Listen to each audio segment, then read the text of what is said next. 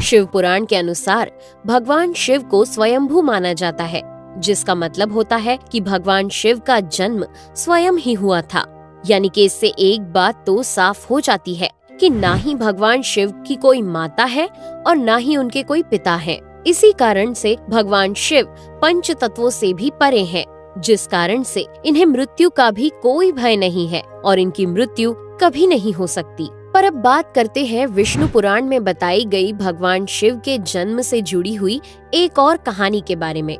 विष्णु पुराण में बताया गया है कि भगवान विष्णु के माथे से निकलने वाले तेज के कारण भगवान शिव की उत्पत्ति हुई थी और उनके नाभि से निकलते हुए तेज से कमल पर विराजमान ब्रह्मा जी का जन्म हुआ था। मगर दूसरी ओर भगवान विष्णु के जन्म के बारे में शिव पुराण में बताया गया है कि एक बार की बात है जब भगवान शिव अपने घुटने मल रहे थे और उनके घुटनों से निकलने वाले मैल से भगवान श्री विष्णु जी का जन्म हुआ था। पर अगर ऐसा हुआ है तो विष्णु पुराण और शिव पुराण एक दूसरे से बिल्कुल अलग हैं। इस कथा के अलावा भगवान शिव के जन्म की एक और पौराणिक कथा काफी ज्यादा पॉपुलर है, जिसे शायद आपने बड़े बुजुर्गों से सुना होगा। पर अगर नहीं सुना तो आपकी जानकारी के लिए बता दें कि एक बार की बात है जब भगवान विष्णु और परम ब्रह्मा जी के बीच इस बात पर बहस छिड़ गई थी कि आखिर इस संसार में सबसे महान कौन है। और जब भगवान विष्णु और भगवान ब्रह्मा इस बात को लेकर बहस कर रहे थे तो एक जलते हुए खम्बे के रूप में महादेव उनके बीच आए थे।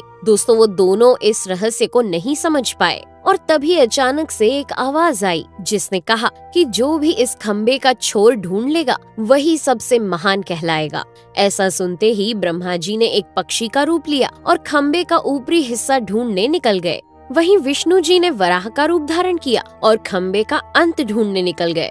बहुत देर तक खोजने के बाद भी दोनों में से किसी को भी खम्बे का छोर नहीं मिला और दोनों हार मानकर वापस आ गए। जिसके बाद भगवान शिव अपने असली रूप में आए और फिर भगवान विष्णु और ब्रह्मा जी ने ये मान लिया कि महादेव ही सबसे महान और शक्तिशाली हैं। इनसे बड़ी शक्ति इस दुनिया में कोई नहीं है। इसके साथ ही शिव पुराण में बताया गया खम्बा इस बात को दर्शाता है कि ना ही भगवान शिव जन्मे थे और ना ही उनका कोई अंत है। और एक कारण तो यही है कि भगवान शिव को स्वयंभू कहा जाता है, यानी भगवान शिव का अंत है ही नहीं, वे अमर हैं। अब हम बात करते हैं भगवान शिव से जुड़े एक ऐसे विषय के बारे में जो सबसे ज्यादा प्रसिद्ध है कि क्या भगवान ब्रह्मा भगवान शिव के पिता हैं?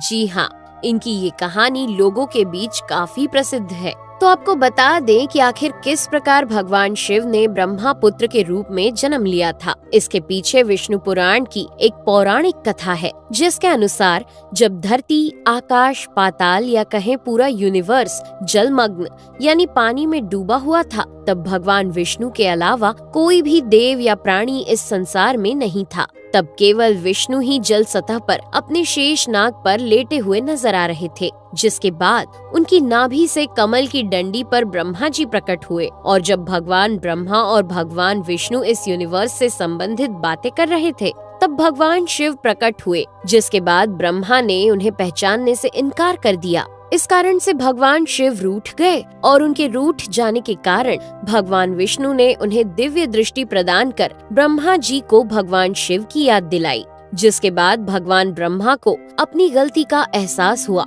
और शिव से क्षमा मांगते हुए उन्होंने उनसे अपने पुत्र रूप में पैदा होने का आशीर्वाद मांगा। जिस कारण से भगवान शिव ने भगवान ब्रह्मा की प्रार्थना को स्वीकार करते हुए उन्हें ये आशीर्वाद दे दिया। लेकिन इसके बाद जब भगवान ब्रह्मा ने इस सृष्टि की रचना शुरू की तो उन्हें एक बच्चे की जरूरत पड़ी और तब उन्हें भगवान शिव का आशीर्वाद ध्यान आया, जिसके लिए भगवान ब्रह्मा ने तपस्या की और बालक के रूप में भगवान शिव उनकी गोद में रोते हुए प्रकट हुए। आपको बता दें कि ये भगवान शिव का एकमात्र बाल रूप है। जब भगवान ब्रह्मा ने उनके रोने का कारण पूछा तो उन्होंने बताया कि उनका कोई नाम नहीं है। तब भगवान ब्रह्मा ने भगवान शिव का नाम रुद्र रख दिया, जिसका मतलब होता है रोने वाला। पर इसके बावजूद भी भगवान शिव चुप नहीं हुए, इसलिए ब्रह्मा ने उन्हें दूसरा नाम दिया। पर शिव को वो नाम भी पसंद नहीं आया और फिर भी वे चुप नहीं हुए। इस तरह शिव को चुप कराने के लिए भगवान ब्रह्मा ने भगवान शिव को 108 नाम दिए थे, जो रुद्र, शर्व, भाव, उग्र, भीम, पशुपति, ईशान और महादेव जैसे नाम थे और शिव पुराण के अनुसार उनके ये नाम पृथ्वी पर लिखे गए थे। इसके बाद बात आती है श्रीमद् देवी महापुराण की। तो श्रीमद् देवी महापुराण में भगवान शिव की माता और पिता के बारे में बताया गया है। श्रीमद् देवी महापुराण के अनुसार देखा जाए तो एक बार जब भगवान नारद जी ने अपने पिता भगवान ब्रह्मा जी से पूछा कि सृष्टि का निर्माण किसने किया है, साथ ही भगवान विष्णु, भगवान शिव और आपके माता पिता कौन है, तब भगवान ब्रह्मा जी ने नारद जी को त्रिदेवों के जन्म के बारे में बताया। जो बताया वो वाकई चौंका देने वाली बात थी। दरअसल उन्होंने कहा कि देवी दुर्गा और शिव स्वरूप ब्रह्मा के योग से ब्रह्मा, विष्णु और महेश का जन्म हुआ था। यानी प्रकृति का रूप लिए माँ दुर्गा ही हम तीनों की माता है और ब्रह्मा यानी काल सदाशिव हमारे पिता है। इसके साथ ही श्रीमद् देवी महापुराण में भी भगवान विष्णु और भगवान ब्रह्मा के बीच हुए झगड़े की एक कहानी मिलती है, जिसके अनुसार एक बार श्री ब्रह्मा जी और विष्णु जी में झगड़ा हुआ और दोनों में बहस छिड़ी हुई थी। तब भगवान ब्रह्मा ने कहा कि सृष्टि को मैंने बनाया है और मैं ही प्रजापिता हूँ, जिसके जवाब में भगवान विष्णु जी ने कहा कि मैं आपका पिता हूँ क्योंकि आप मेरी नाभि से निकले हुए कमल से पैदा हुए हैं। और धीरे धीरे कर ये बहस बढ़ती गई। दोस्तों, इसके बाद इन दोनों का झगड़ा सुनकर सदाशिव वहाँ पहुँचे और उन्होंने कहा कि पुत्रों, मैंने ही तुमको इस संसार को बनाने और इसे संभालने के केवल 2 काम दिए हैं। इसी प्रकार मैंने शंकर और रुद्र को संहार और तिरोगति के कार्य दिए हैं। इसके साथ ही उन्होंने कहा कि मेरे 5 मुख हैं। एक मुख से अकार, दूसरे मुख से उकार, तीसरे मुख से मुकार, चौथे मुख से बिंदु और 5वें मुख से नाद यानी कि शब्द प्रकट हुए हैं।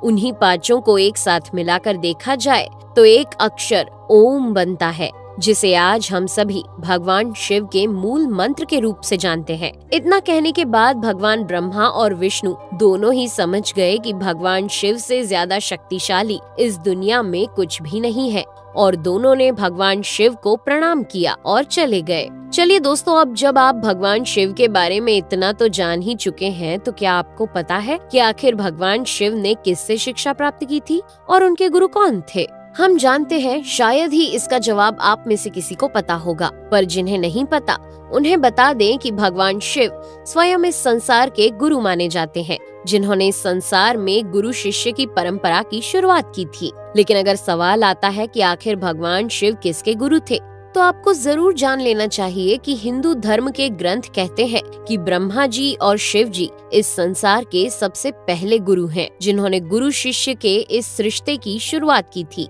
जहां भगवान ब्रह्मा ने अपने मानस पुत्रों को शिक्षा प्रदान की थी, वहीं भगवान शिव ने अपना ज्ञान केवल अपने 60 शिष्यों को दिया था। यानी भगवान शिव 60 शिष्यों के गुरु थे और वे जिन शिष्यों के गुरु थे उन्हें आज के समय में सप्त ऋषि